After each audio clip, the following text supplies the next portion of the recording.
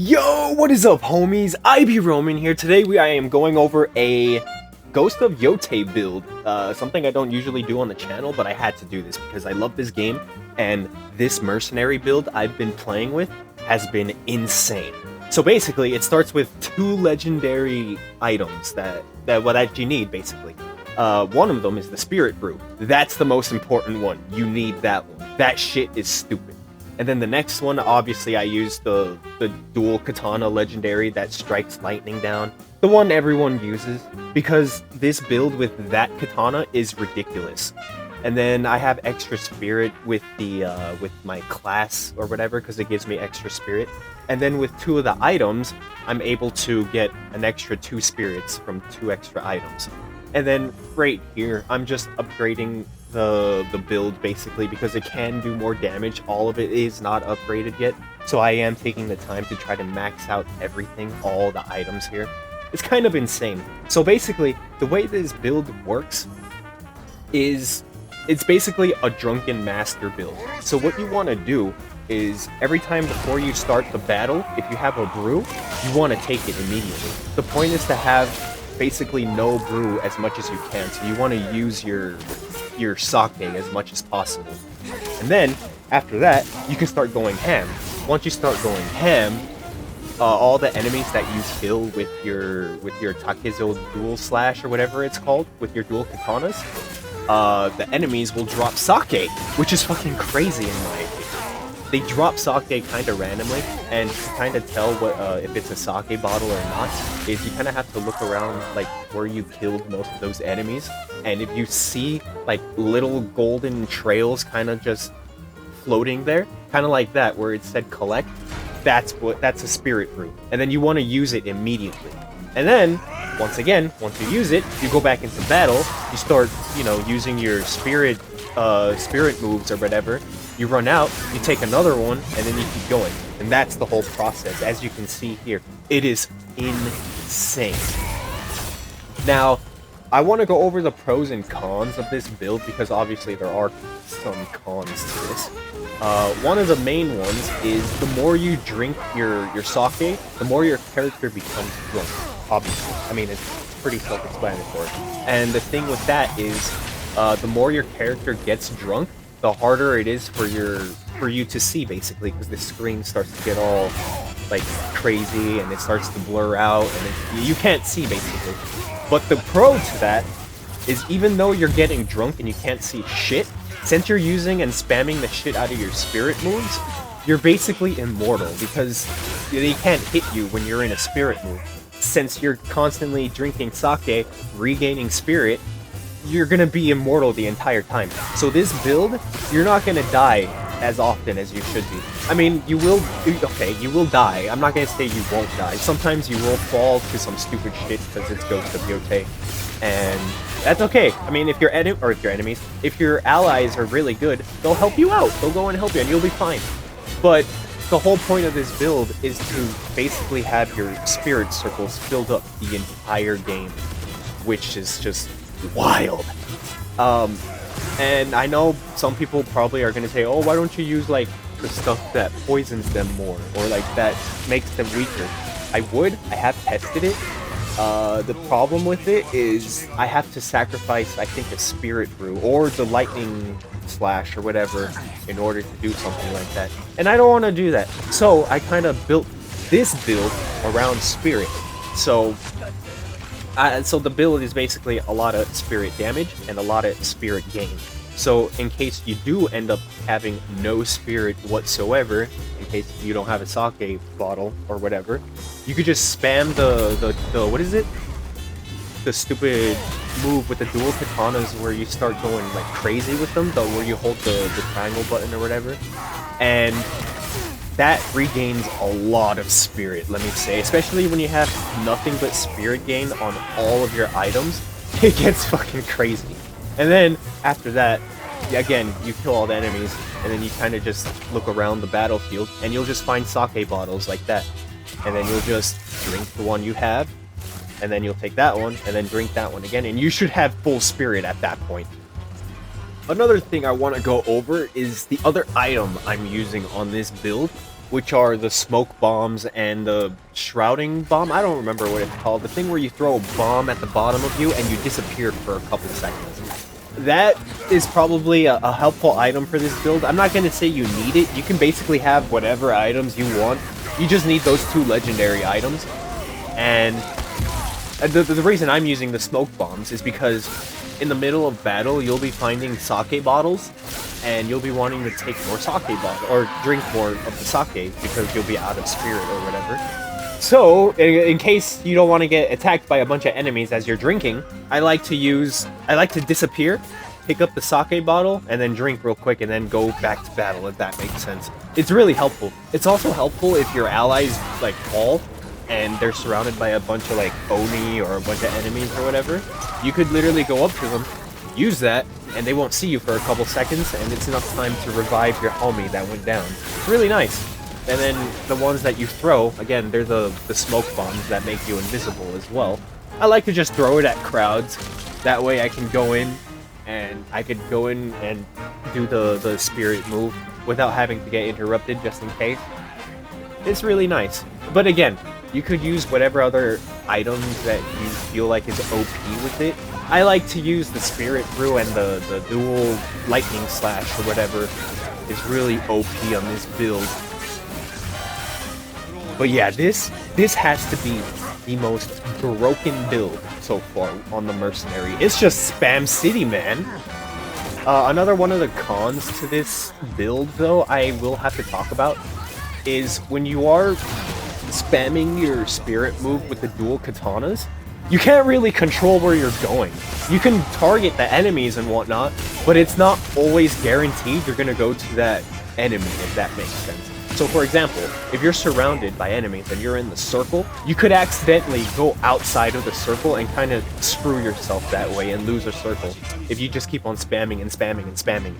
And sometimes that kind of screws with you because, again, for example, let's say you're trying to defend a circle or whatever, and you're just spamming the shit out of your spirit move, you could accidentally be going outside of the circle, and then eventually it's gonna end up getting taken over by the enemy. And then in this game, if it gets taken over, it fucking explodes. And if you're on top of it while it explodes, it's basically a one-shot, I think. I don't want to say it's exactly a one-shot, but it hurts. And you don't want to go through that shit. It sucks. Let's see. Another one of the pros, again, is, again, sake bottles. You find sake bottles with this build really, really frequently. And by the, like, I say frequently, I mean very frequently. That's why I mean every time you have a sake bottle, you have to use it immediately so that you can, you know, start dropping them. Or so that the enemies can start dropping them. And the amount that you get, it gets to the point sometimes where your character does become completely drunk. And when you do end up becoming 100% drunk, your screen will go 100% blurry, and your character will, like, kind of freeze there, and she'll start throwing up. It sucks. That's another one of the cons that sucks. This build is really good, not only in survival, but it's really good in incursions.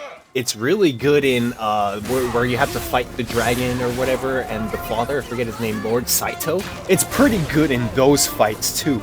Now, one thing to keep in mind, this is another con I have to talk about, because this build, let me just say, is really bad against Bohia enemies. Especially those blue Bohia. Oh my god. You will try to do a spirit move with them, like against them, and it'll not work in your favor. You'll try to do it, and they'll just blast you in the face with Bohia. And oh my god, you can't get past it. So do keep that in mind. You can't really fight Bohia that way. You have to kind of play differently against those bastards. Those enemies are literally the worst enemies in the game, in my opinion. They are bad. They are the worst. I can't put into words like how annoying that enemy is. Like, me and my friend, for example, were trying to do the Nightmare story mission, and the challenge cards that mission had is the explosions do more damage, and the explosions had a bigger blast radius. And they put us in a mission where it had nothing but goddamn Bohia, and we had to go and I think destroy like a living wall, and that living wall would throw fucking explosives, the vines that you have to grab and throw at it, and then the enemies would come through the wall. Oh my god, that has to be the most frustrating mission of all time. Like, even with this build, we couldn't do it, and then me and my friend gave up. I don't know if it's still up right now, but I think we're gonna try again. But oh my lord, keep in mind that this build is not really great against Bohia enemies, especially the Oni Bohia, or the, what do they call it, the Prime Bohia? It just sucks against them, keep in mind. Now, for the companion that I use for the class ability, you don't necessarily have to use the companion. I mean, I would argue that the throwable weapon that you use, that you make out of a spirit or whatever, and when you use it and you throw it at someone, it shatters and it could weaken them or whatever. I could argue that's actually better in my opinion. I haven't really tested it. I just like having an extra friend just in case, because, you know, bigger crowds. And the companion likes to poison them too if they get near it. It's really nice. But again, it's up to you. I mean, you could use whichever one you want, in my opinion. It doesn't matter. Now, just to go over everything, this build is really good. Cons. You get drunk too much, the screen goes blurry, and you start throwing up. The build is really bad against Bohia enemies. It's really bad against basically explosions, because you're not really immortal against explosions, so keep that in mind. But again, if you avoid all that stuff, you will be immortal. Most enemies won't be able to hit you. You'll have spirit basically the whole game. Another thing too is some of the maps in survival, you could buy, I think, spirit or something, that it refills all of your spirit. That makes this build even better in my opinion, because you could just be holding that sake bottle, you run out, you use that, and you'll go again, and then once you run out, you use the spirit bottle, and then you'll get 2 more, you'll kill a few more, but after you kill that first wave of enemies, I think there's gonna be more sake bottles on the floor. So, it's that frequent. And yeah, I mean, that's basically it. This build is pretty self-explanatory. Prepare to be the one that has the most spirit moves used. I think it's literally 100 plus every game for me. It's crazy. And you will get most of the kills. I'm not going to say you're going to get like most of the kills every game, but most of the time, yeah, you're going to get most of the kills in the game. And it's OP, man. But anyways, that should be it. One more thing. Yes, this build is really good on nightmare missions too, because since it's all spirit damage and all spirit moves, most Oni that you fight against are going to go down pretty damn quickly. And once again, they're going to drop sake bottles, and you're going to use more of that, and you're going to keep doing it to them, and they're going to die quicker. It's a lot more quicker than, I think, the samurai trying to melee them, in my opinion. It's not a bad way to fight them, it's pretty quickly, but dude, this build will demolish, and I mean demolish, Oni enemies. It's really handy. Yeah. And again, just avoid the stupid Bohia. That's all you gotta do. Bohia bad. Explosions very bad. Keep in mind.